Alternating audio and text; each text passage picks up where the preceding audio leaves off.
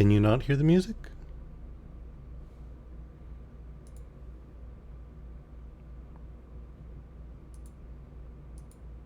How about meow?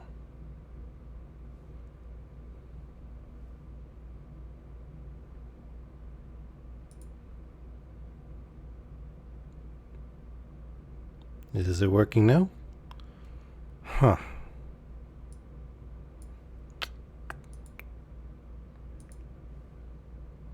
Wish I had realized that.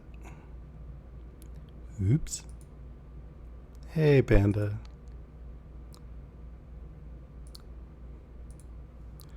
Let's fix that real quick. You hear me, and that's good. Thank you for that. Although, I feel bad that it was playing no music for a little bit.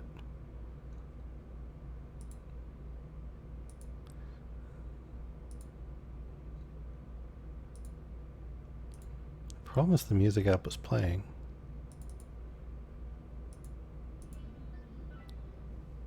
How about now?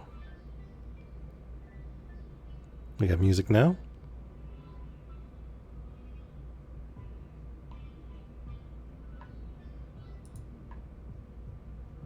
I don't even know what duck season is. I mean, I know Bugs Bunny was for it. You know, anytime the idea of it being Wabbit season came up, but that's about all I got. Yes, meow. No, it does not mean my bike is soon to be back in action. I still have to take it to be assessed at the shop. Duck Hunter, but VR. Is Daffy in it? Because that would be kind of fun, actually.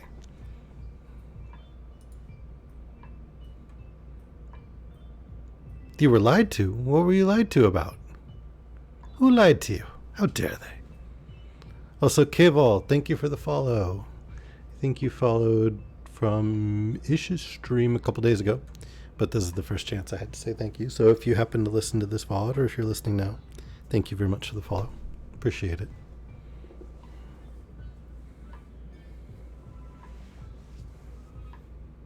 Oh, hey, you are here. Welcome. Glad you could make it. I mean, technically Freddie Mercury lied to you, not me, because, you know, it was his song.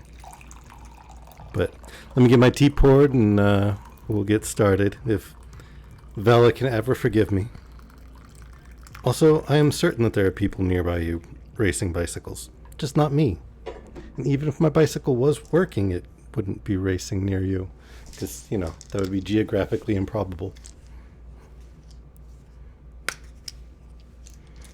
I didn't say I was racing bikes near you. I really don't think I lied here. Maybe it engendered some sort of false hope, perhaps, but not a lie. Certainly not that.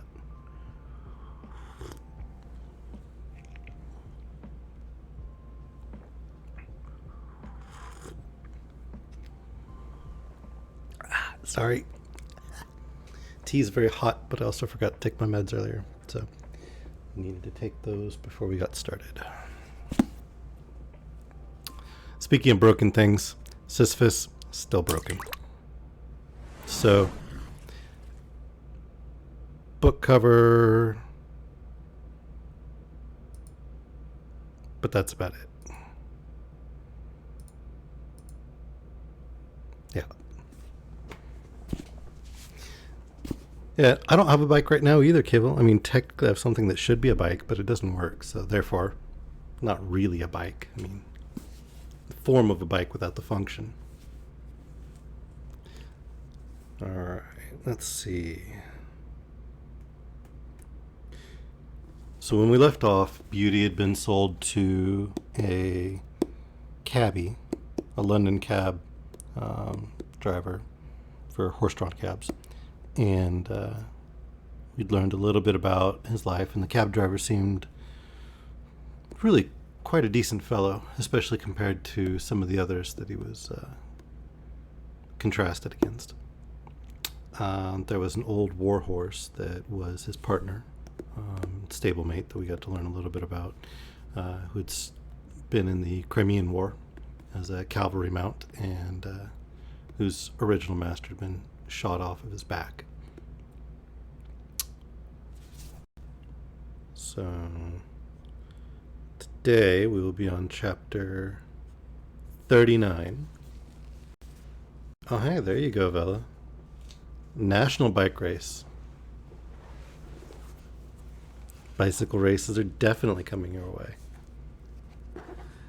Alright, so chapter 39 of Black Beauty by Anna Sewell. Seedy Sam. I should say that for a cab horse I was very well off indeed. My driver was my owner, and it was his interest to treat me well and not overwork me, even had he not been so good a man as he was. But there were a great many horses which belonged to the large cab owners, who let them out to their drivers for so much money a day. As the horses did not belong to these men, the only thing they thought of was how to get their money out of them, first to pay the master, and then to provide for their own living, and a dreadful time some of these horses had of it.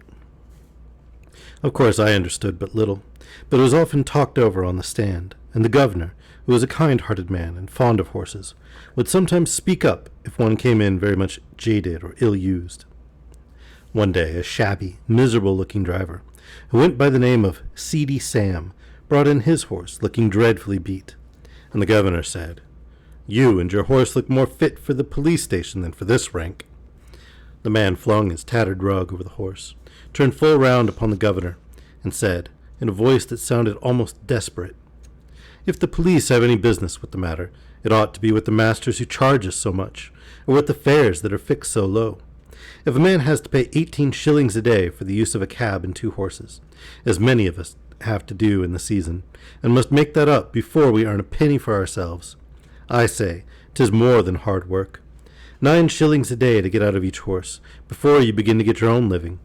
You know that's true, and if the horses don't work, we must starve, and I and my children have known what that is before now. I've 6 of 'em, and only one earns anything. I am on the stand 14 or 16 hours a day, and I haven't had a Sunday these 10 or 12 weeks. You know, Skinner never gives a day if he can help it, and if I don't work hard, tell me who does. I want a warm coat and a mackintosh, but with so many to feed, how can a man get it? I had to pledge my clock a week ago to pay Skinner, and I shall never see it again." Some of the other drivers stood round, nodding their heads, and saying he was right. The man went on. "You that have your own horses and cabs, or drive for good masters, have a chance of getting on, and a chance of doing right. I haven't.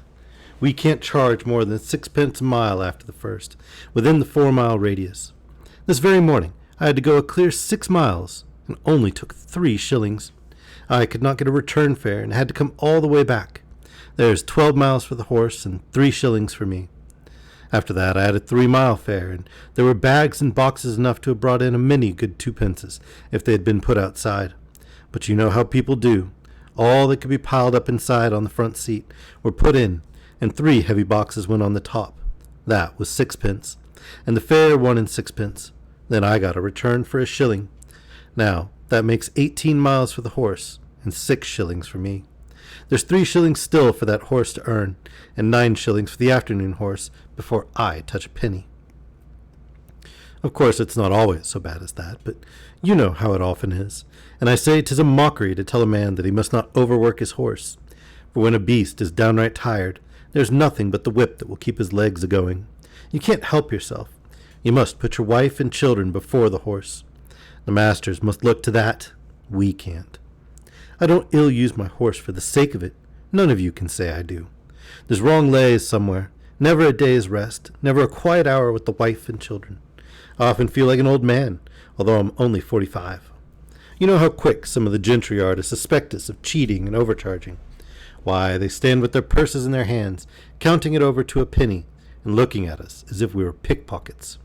I wish some of them had got to sit on my box 16 hours a day and get a living out of it, and 18 shillings beside, and that in all weathers. They would not be so uncommon particular never to give us a 6 pence over, or to cram all the luggage inside. Of course, some of them tip us pretty handsome now and then, or else we could not live, but you can't depend upon that." The men who stood round much approved this speech, and one of them said, "It is desperate hard, and if a man sometimes does what is wrong, it is no wonder. And if he gets a dram too much, who's to blow him up? Jerry had taken no part in this conversation, but I never saw his face look so sad before. The governor had stood with both his hands in his pockets. Now he took his handkerchief out of his hat and wiped his forehead. "You've beaten me, Sam," he said, "for it's all true, and I won't cast it up to you any more about the police. It was the look in that horse's eye that came over me. It's hard lines for man, and it's hard lines for beast, and who's to mend it I don't know. But anyway, you might tell the poor beast that you were sorry to take it out of him in that way. Sometimes a kind word is all we can give 'em, poor brutes, and 'tis wonderful what they do understand." A few mornings after this talk, a new man came on the stand with Sam's cab. "Hullo," said one. "What's up with Seedy Sam?" "He's ill in bed," said the man. "He was taken last night in the yard and could scarcely crawl home. His wife sent a boy this morning to say his father was in a high fever and could not get out, so I'm here instead." The next morning the same man came again. "How's Sam?" inquired the governor. "He's gone," said the man. "What, gone? You don't mean to say he's dead?" "Just snuffed out," said the other. "He died at 4 o'clock this morning. All yesterday he was raving about Skinner and having no Sundays. I never had a Sunday's rest. These were his last words." No one spoke for a while, and then the governor said, "I tell you what, mates, this is a warning for us."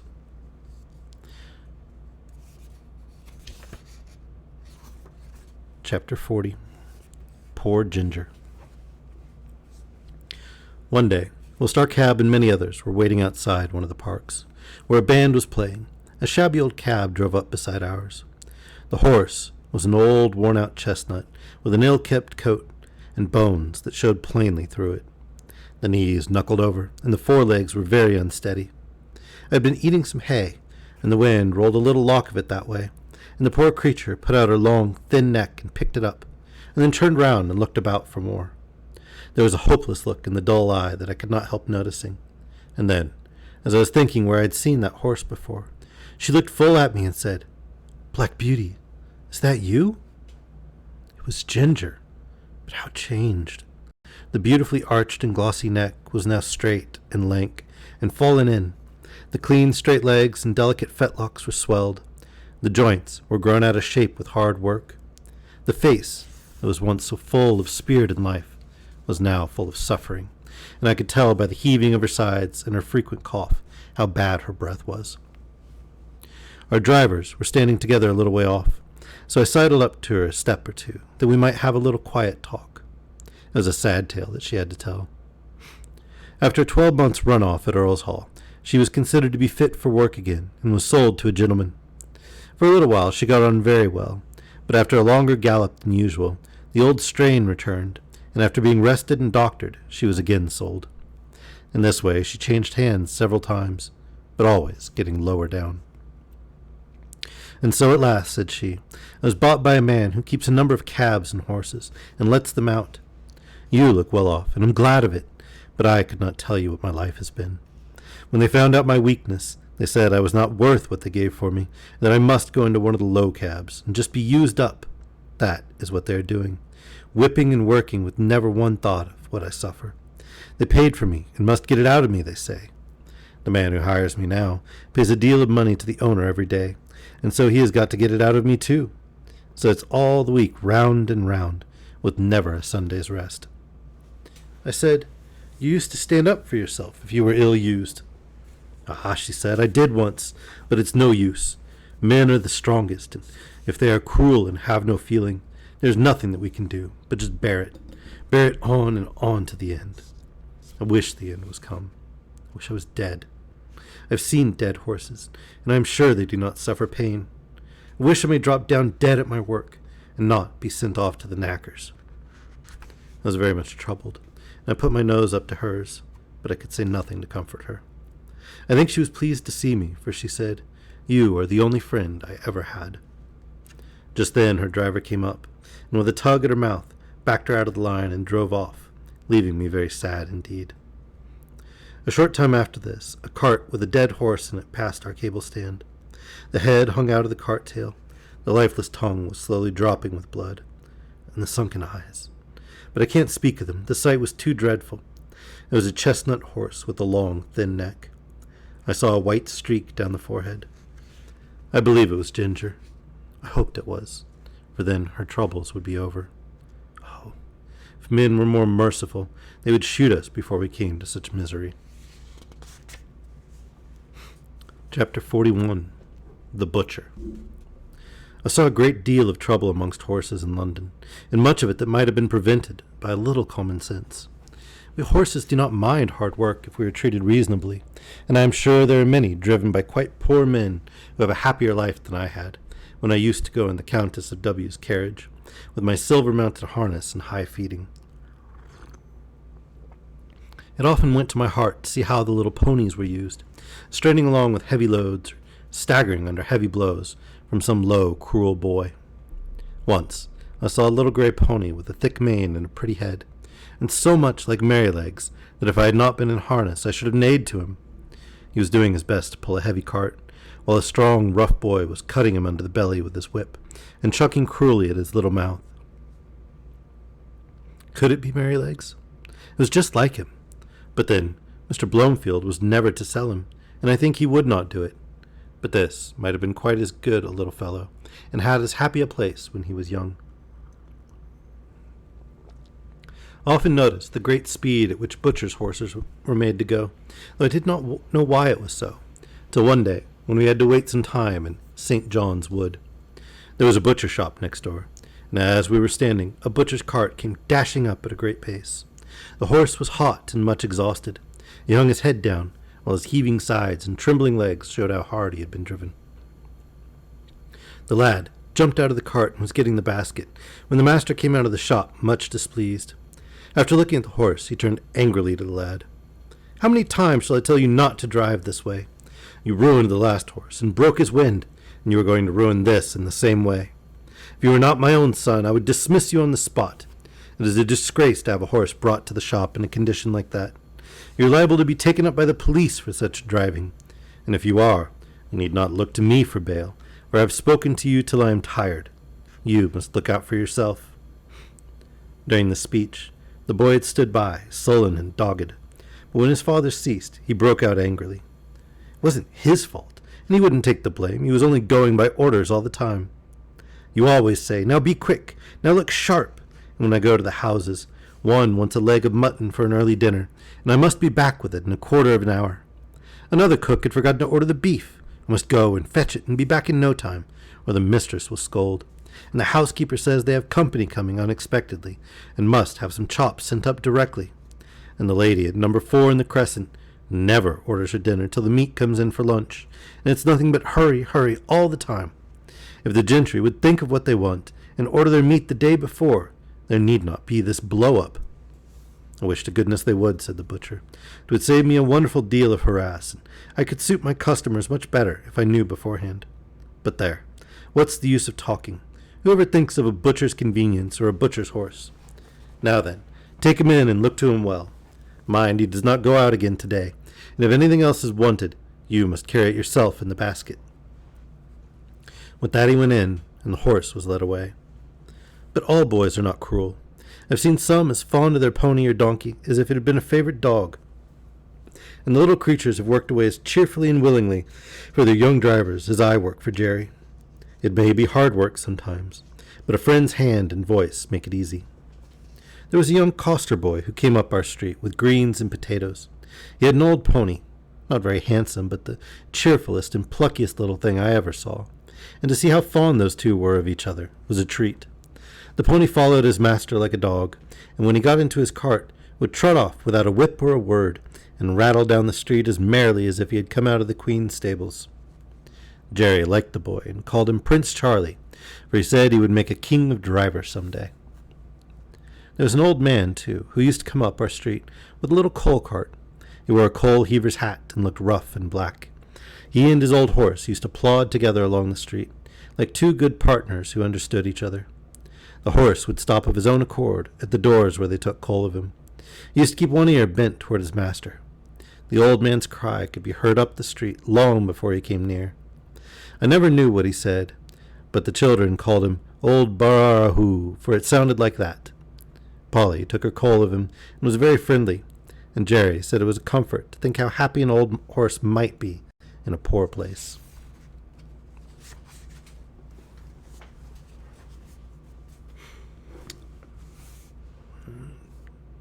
Chapter 42, The Election.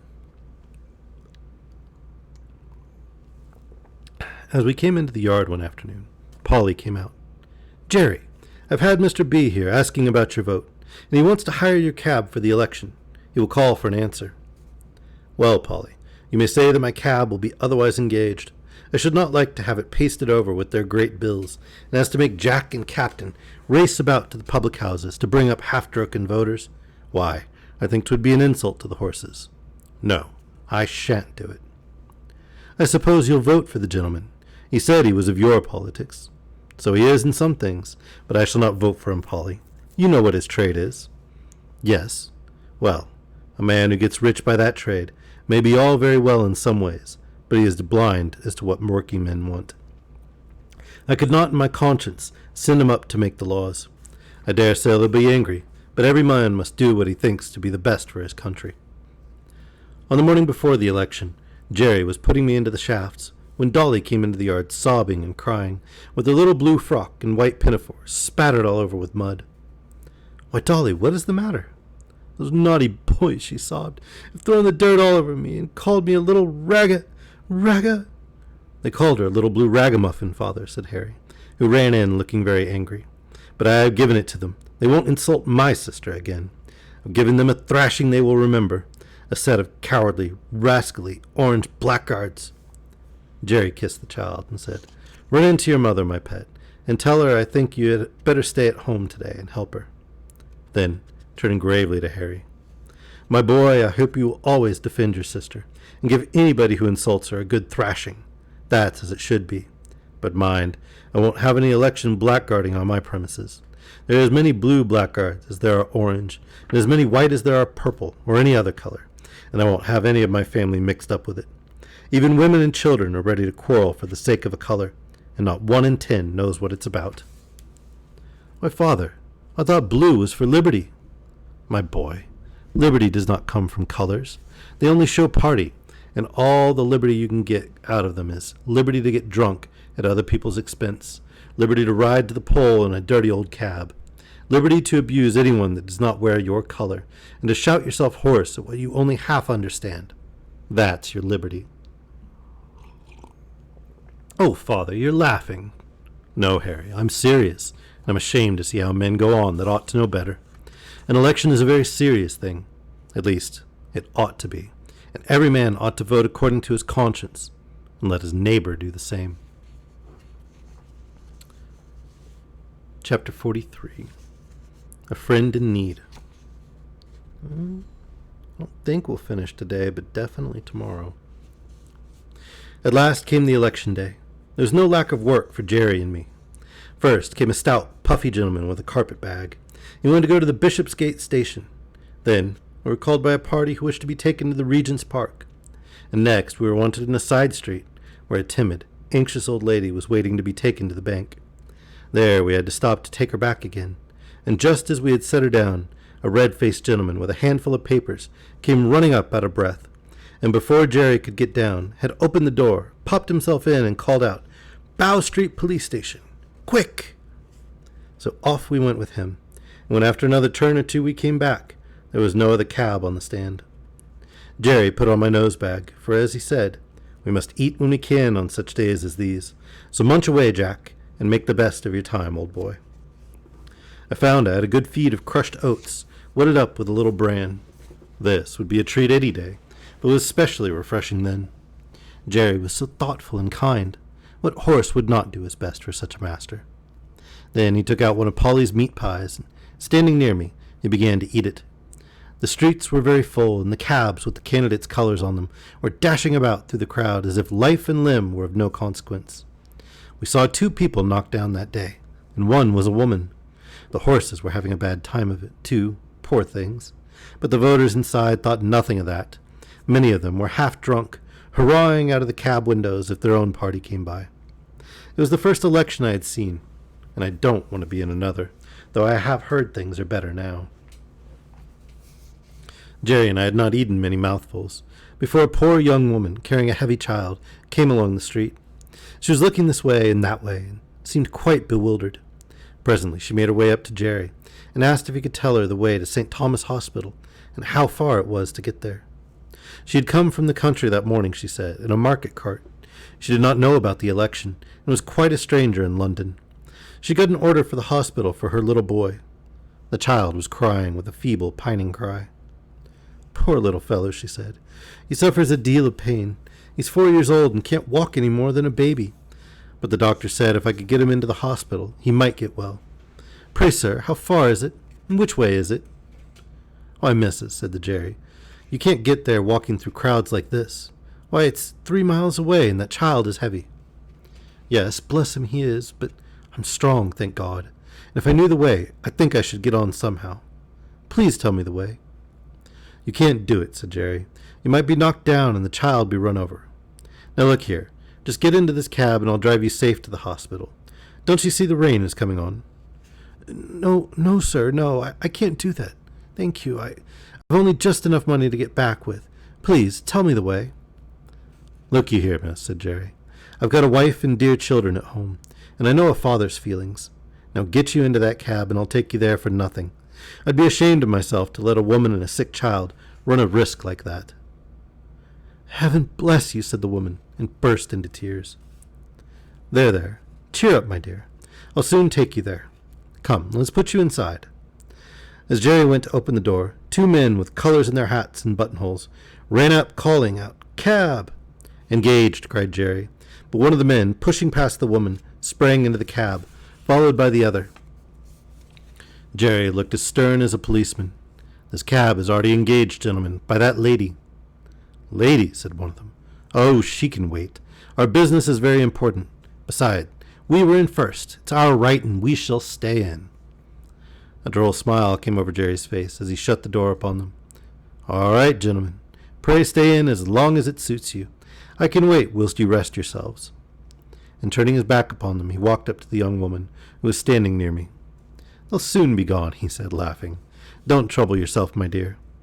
And they soon were gone, for when they understood Jerry's dodge, they got out, calling him all sorts of bad names, blustering about his number and getting a summons. After this little stoppage, we were soon on our way to the hospital, going as much as possible through by-streets. Jerry rung the great bell and helped the young woman out. Thank you 1,000 times, she said. I could never have got here alone. You're kindly welcome, and I hope the dear child will soon be better. He watched her go in at the door and gently said to himself, Inasmuch as you have done it to one of the least of these. Then he patted my neck, which was always his way when anything pleased him. The rain was now coming down fast, and just as we were leaving the hospital, the door opened again, and the porter called out, Cab! We stopped, and a lady came down the steps. Jerry seemed to know her at once. She put back her veil and said, Barker! Jeremiah Barker, is it you? I am very glad to find you here. You're just the friend I want, for it is very difficult to get a cab in this part of London today. I shall be proud to serve you, ma'am. I'm right glad I happen to be here. Where may I take you to, ma'am? To the Paddington station, and then if we're in good time, as I think we shall be, you shall tell me all about Mary and the children. We got to the station in good time, and being under shelter, the lady stood a good while talking to Jerry. I found she had been Polly's mistress, and after many inquiries about her, she said, How do you find the cab work suits you in winter? I know Mary was rather anxious about you last year. Yes, ma'am, she was. I had a bad cough that followed me up quite into the warm weather, and when I am kept out late, she does worry herself a good deal. You see, ma'am, it's all hours and all weathers, and that does try a man's constitution. But I am getting on pretty well, and I should feel quite lost if I had not the horses to look after. I was brought up to it, and I'm afraid I should not do so well at anything else. Well, Barker, she said, it would be a great pity that you should seriously risk your health in this work, not only for your own, but for Mary and the children's sake. There are many places where good drivers or good grooms are wanted, and if ever you think you ought to give up this cab work, let me know. Then, sending some kind messages to Mary, she put something into his hand, saying, There is 5 shillings each for the 2 children. Mary will know how to spend them. Jerry thanked her and seemed much pleased, and turning out of the station, we at last reached home, and I at least was tired.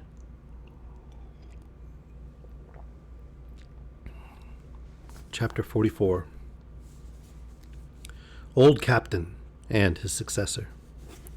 Captain and I, that's the former warhorse, were great friends. He was a noble old fellow and very good company. I never thought he would have to leave his home and go down the hill. But his turn came, and this was how it happened. I was not there, but I heard all about it. He and Jerry had taken a party to the great railway station over London Bridge, and were coming back, somewhere between the bridge and the monument, when Jerry saw a brewer's empty dray coming along, drawn by two powerful horses. The drayman was lashing his horses with his heavy whip. The dray was light, and they started off at a furious rate. The man had no control over them, and the street was full of traffic. One young girl was knocked down and run over, and the next moment they dashed up against our cab. Both the wheels were torn off, and the cab was thrown over. Captain was dragged down, the shaft splintered, and one of them ran into his side. Jerry, too, was thrown, but was only bruised. Nobody could tell how he escaped. He always said 'twas a miracle. When poor Captain was got up, he was found to be very much cut and knocked about. Jerry led him home gently, and a sad sight it was to see the blood soaking into his white coat and dropping from his side and shoulder. The drayman was proved to be very drunk and was fined, and the brewer had to pay damages to our master, but there was no one to pay damages to poor Captain. The farrier and Jerry did the best they could to ease his pain and make him comfortable. The fly had to be mended, and for several days I did not go out, and Jerry earned nothing. The first time we went to the stand after the accident, the governor came up to hear how Captain was. "He'll never get over it," said Jerry.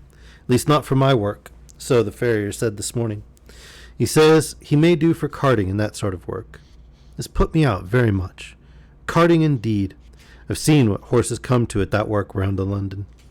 I only wish all the drunkards could be put in a lunatic asylum instead of being allowed to run foul of sober people. If they would break their own bones and smash their own carts and lame their own horses, that would be their own affair, and we might let them alone.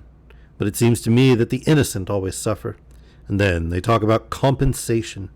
You can't make compensation. There's all the trouble and vexation and loss of time besides losing a good horse. It's like an old friend. It's nonsense talking of compensation. If there's one devil that I should like to see in the bottomless pit more than another, it's the drink devil." "I say, Jerry," said the governor, "you're treading pretty hard on my toes, you know. I'm not so good as you are. More shame for me. I wish I was." "Well," said Jerry, "why don't you cut with it, governor? You're too good a man to be the slave of such a thing." "I'm a great fool, Jerry, but I tried once for 2 days, and I thought I should have died. How did you do?" "I had hard work at it for several years. You see, I never did get drunk, but I found that I was not my own master, and that when the craving came on, it was hard work to say no. I saw that one of us must knock under, the drink devil or Jerry Barker, and I said that it should not be Jerry Barker, God helping me. But it was a struggle, and I wanted all the help I could get, for till I tried to break the habit I did not know how strong it was. But then Polly took such pains that I should have good food and coffee, or some peppermint, or read a bit in my book, and that was a help to me.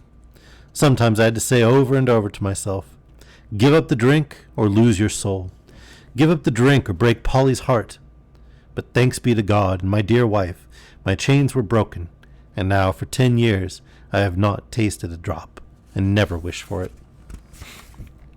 "I've a great mind to try it," said Grant, "for 'tis a poor thing not to be one's own master."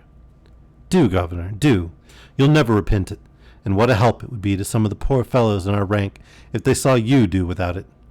I know there's 2 or 3 would like to keep out of that tavern if they could." At first Captain seemed to do well, but he was a very old horse, and it was only his wonderful constitution and Jerry's care that had kept him up at the cab work so long. Now he broke down very much. The farrier said he might mend up enough to sell for a few pounds, but Jerry said no. A few pounds got by selling a good old servant into hard work and misery would canker all the rest of his money, and he thought the kindest thing he could do for the fine old fellow would be to put a sure bullet through his heart, and then he would suffer no more, for he did not know where to find a kind master for the rest of his days. The day after this was decided, Harry took me to the forge for some new shoes. When I returned, Captain was gone. I and the family all felt it very much. Jerry had now to look out for another horse, and he soon heard of one through an acquaintance who was undergroom in a nobleman's stables. He was a valuable young horse, but he had run away, smashed into another carriage, flung his lordship out, and so cut and blemished himself that he was no longer fit for a gentleman's stables, and the coachman had orders to look round and sell him as well as he could. I can do with high spirits, said Jerry, if a horse is not vicious or hard-mouthed. There is not a bit of vice in him, said the man.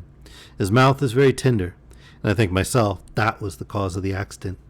You see, he had just been clipped, and the weather was bad, and he had not had an exercise enough. And when he did go out, he was as full of spring as a balloon. Our governor, the coachman I mean, had him harnessed in as tight and strong as he could, with the martingale and the bearing rein, a very sharp curb and the reins put in at the bottom bar. It is my belief that it made the horse mad, being tender in the mouth and so full of spirit. Likely enough. I'll come and see him, said Jerry. The next day, Hotspur, that was his name, came home. He was a fine brown horse, without a white hair in him, as tall as Captain, with a very handsome head, and only 5 years old. I gave him a friendly greeting by way of good fellowship, but did not ask him any questions. The first night he was very restless. Instead of lying down, he kept jerking his halter rope up and down through the ring, and knocking the block about against the manger, so that I could not sleep. However, the next day, after 5 or 6 hours in the cab, he came in, quiet and sensible. Jerry patted and talked to him a good deal, and very soon they understood each other. And Jerry said that with an easy bit and plenty of work, he would be as gentle as a lamb, and that it was an ill wind that blew nobody good. For if his lordship had lost 100-guinea favourite, the cabman had gained a good horse with all his strength in him. Hotspur thought it was a great come-down to be a cab horse, and was disgusted at standing in the rank. But he confessed to me at the end of the week that an easy mouth and a free head made up for a great deal. And after all, the work was not so degrading as having one's head and tail fastened to each other at the saddle. In fact, he settled in well, and Jerry liked him very much.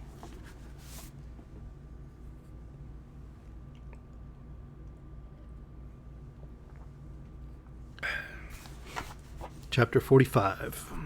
Jerry's New Year. Christmas and the New Year are very merry times for some people, but for cabmen and cabmen's horses it is no holiday, though it may be a harvest. There are so many parties and balls and places of amusement open that the work is hard and often late.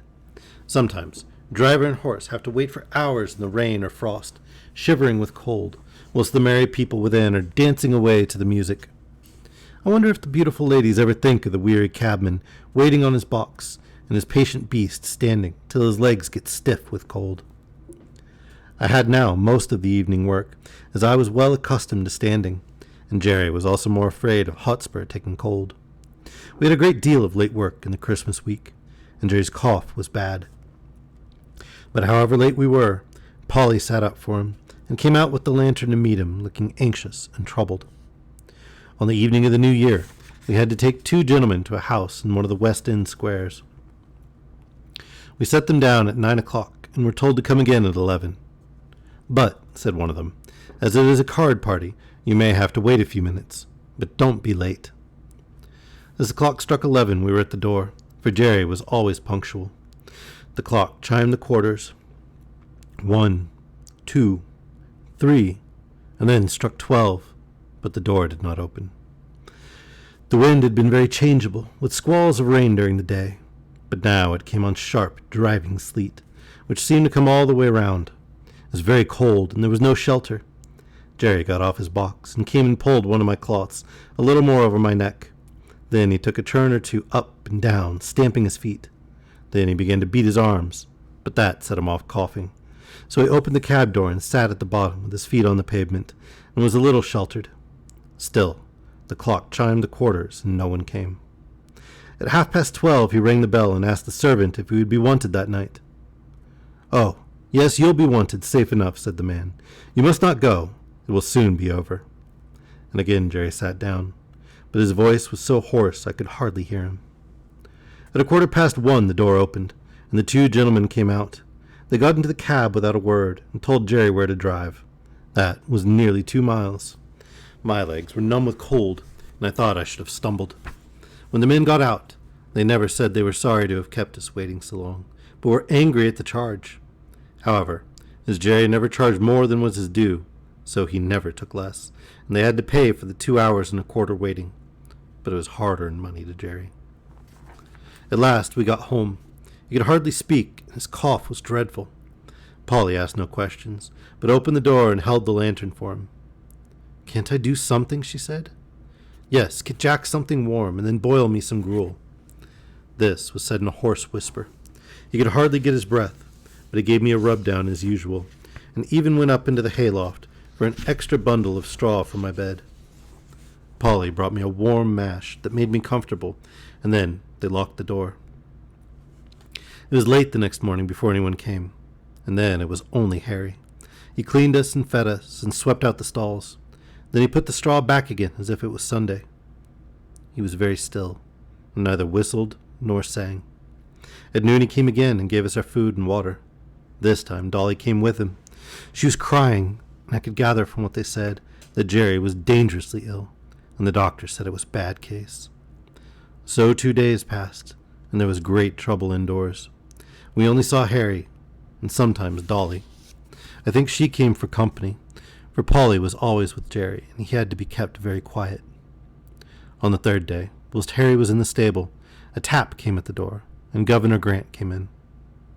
"I wouldn't go to the house, my boy," he said, "but I want to know how your father is." "He's very bad," said Harry. "He can't be much worse. They call it bronchitis. The doctor thinks it will turn one way or another tonight." "That's bad. Very bad," said Grant, shaking his head. "I know 2 men who died of that last week. It takes them off in no time. But whilst there's life, there's hope.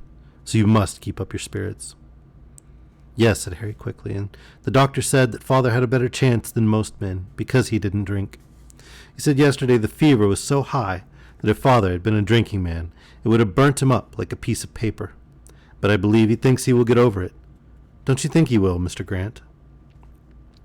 The governor looked puzzled. "If there's any rule that good men should get over these things, I'm sure he will, my boy. He's the best man I know. I'll look in early tomorrow."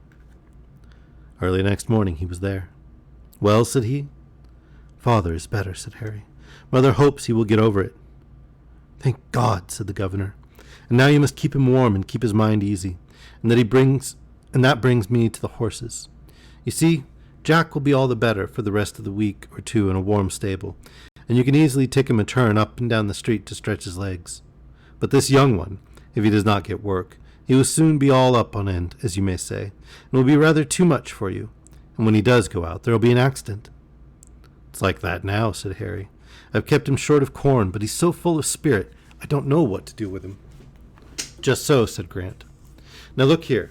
Will you tell your mother that if she is agreeable, I will come for him every day till something is arranged, and take him for a good spell of work, and whatever he earns, I'll bring your mother half of it, and that will help with the horses' feed.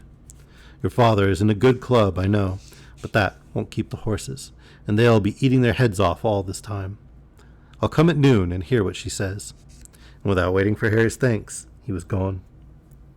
At noon I think he went and saw Polly, for he and Harry came to the stable together, harnessed Hotspur, and took him out.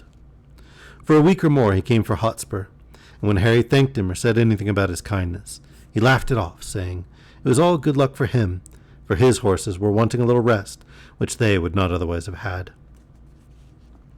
Jerry grew better steadily, but the doctor said that he must never go back to the cab work again if he wished to be an old man. The children had many consultations together about what father and mother would do, and how they could help to earn money. One afternoon, Hotspur was brought in very wet and dirty. "The streets are nothing but slush," said the governor. "It will give you a good warming, my boy, to get him clean and dry." "All right, governor," said Harry. "I shall not leave him till he is. You know, I have been trained by my father." "I wish all the boys had been trained like you," said the governor. While Harry was sponging off the mud from Hotspur's body and legs, Dolly came in, looking very full of something. "Who lives in Fairstowe, Harry?" "Mother has got a letter from Fairstowe. She seemed so glad and ran upstairs to father with it." "Don't you know? Why, it's the name of Mrs. Fowler's place. Mother's old mistress, you know. The lady that Father met last summer, who sent you and me 5 shillings each." "Oh, Mrs. Fowler. Of course I know all about her. I wonder what she's writing to Mother about."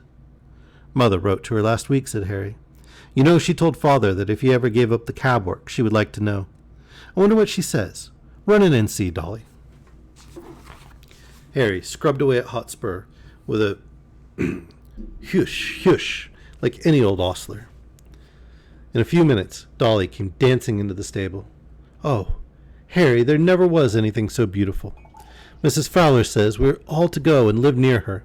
There's a cottage now empty that will just suit us, with a garden and a hen house and apple trees and everything. And her coachman is going away in the spring, and then she will want Father in his place. And there are good families round, where you can get a place in the garden or stable or as a page boy. And there's a good school for me, and Mother is laughing and crying by turns, and Father does look so happy." "That's uncommon jolly," said Harry, "and just the right thing, I should say. It will suit Father and Mother both. But I don't intend to be a page boy with tight clothes and rows of buttons. I'll be a groom or a gardener." It was quickly settled that as soon as Jerry was well enough, they should remove to the country, and that the cab and horses should be sold as soon as possible. This was heavy news for me, for I was not young now, and could not look for any improvement in my condition. Since I left Birtwick, I had never been so happy as with my dear master Jerry, but 3 years of cab work, even under the best conditions, will tell on one's strength, and I felt that I was not the horse that I had been. Grant said at once that he would take Hotspur, and there were men on the stand who would have bought me, but Jerry said I should not go to cab work again with just anybody, and the governor promised to find a place for me where I should be comfortable. The day came for going away. Jerry had not been allowed to go out yet, and I never saw him after that New Year's Eve. Polly and the children came to bid me goodbye. "Poor old Jack, dear old Jack, I wish we could take you with us," she said, and then, laying her hand on my mane, she put her face close to my neck and kissed me. Dolly was crying and kissed me too. Harry stroked me a great deal, but said nothing, only he seemed very sad, and so I was led away to my new place. Alright, just a sec. I'm gonna ditch the pullover, and then we'll read at least one more chapter. But probably just one. What do you think of the reading so far, Cable? I think this is the first time you've come and checked us out. Of course, that's if you're still here.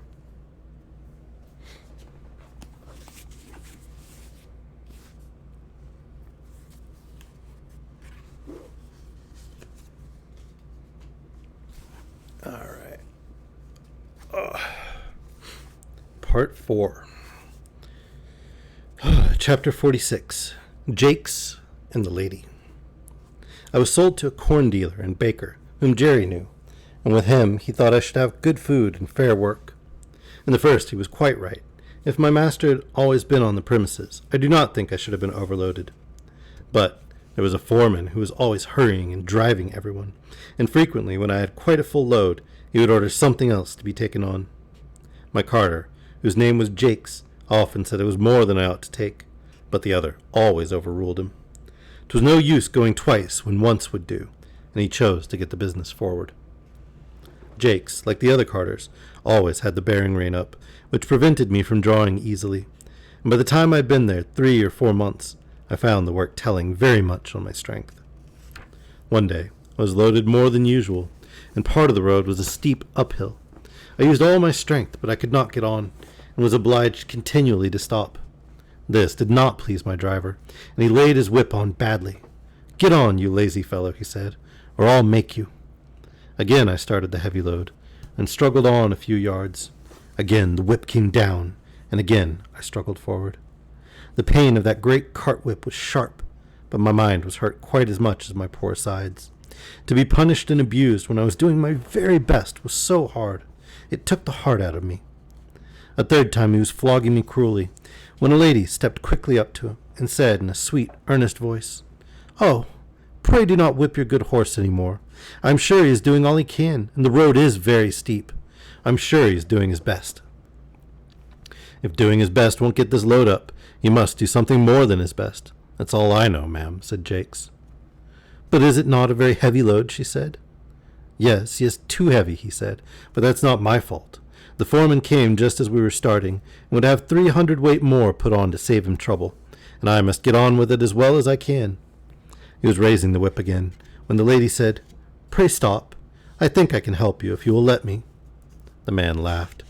You see, she said, you do not give him a fair chance. He cannot use all his power with his head held back as it is with that bearing rein.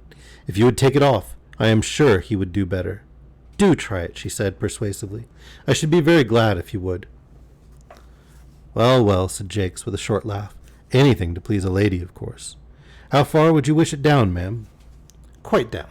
Give him his head altogether. The rein was taken off, and in a moment I put my head down to my very knees. What a comfort it was! Then I tossed it up and down several times to get the aching stiffness out of my neck. Poor fellow, that is what you wanted, said she, patting and stroking me with a gentle hand.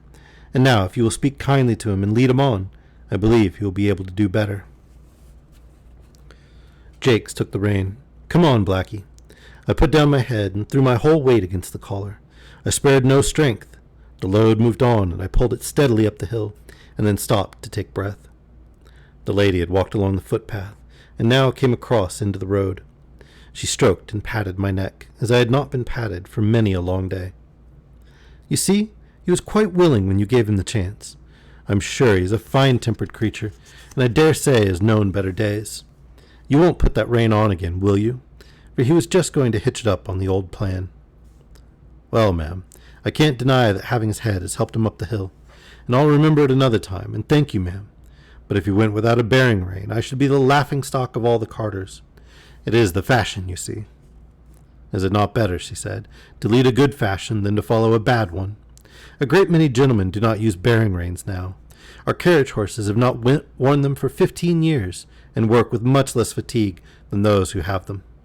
Besides, she added, in a very serious voice, we have no right to distress any of God's creatures without a very good reason. We call them dumb animals, and so they are, for they cannot tell us how they feel. But they do not suffer less because they have no words. But I must not detain you now. I thank you for trying my plan with your good horse, and I am sure you will find it far better than the whip. Good day. And with another soft pat on my neck, she stepped lightly across the path, and I saw her no more. That was a real lady, I'll be bound for it, said Jakes to himself. She spoke just as polite as if I was a gentleman, and I'll try her plan, uphill at any rate. And I must do him the justice to say that he let my rein out several holes, and going uphill after that, he always gave me my head. But the heavy loads went on. Good feed and fair rest will keep up one's strength under full work, but no horse can stand against overloading, and I was getting so thoroughly pulled down from this cause that a younger horse was bought in my place. I may as well mention here what I suffered at this time from another cause. I had heard horses speak of it, but had never myself had experience of the evil. This was a badly lighted stable. There was only one very small window at the end, and the consequence was that the stalls were almost dark. Besides the depressing effect this had on my spirits, it very much weakened my sight, and when I was suddenly brought out of the darkness into the glare of daylight, it was very painful to my eyes. Several times I stumbled over the threshold, and could scarcely see where I was going. I believe, had I stayed there very long, I should have become purblind, and that would have been a great misfortune. For I have heard men say that a stone-blind horse was safer to drive than one which had imperfect sight, as it generally makes them very timid. However, I escaped without any permanent injury to my sight, and was sold to a large cab owner. Beauty's really having a rough go these last few years.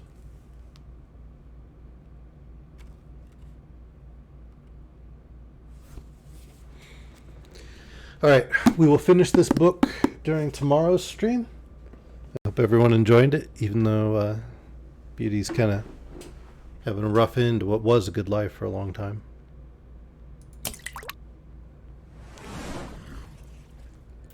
But we will pick that up again tomorrow. If you want to pop into the Discord and say hi or see about getting any games going or anything like that, I will be around for a bit. So pop in, let me know. For now, we'll go say hi to Alex. He's streaming.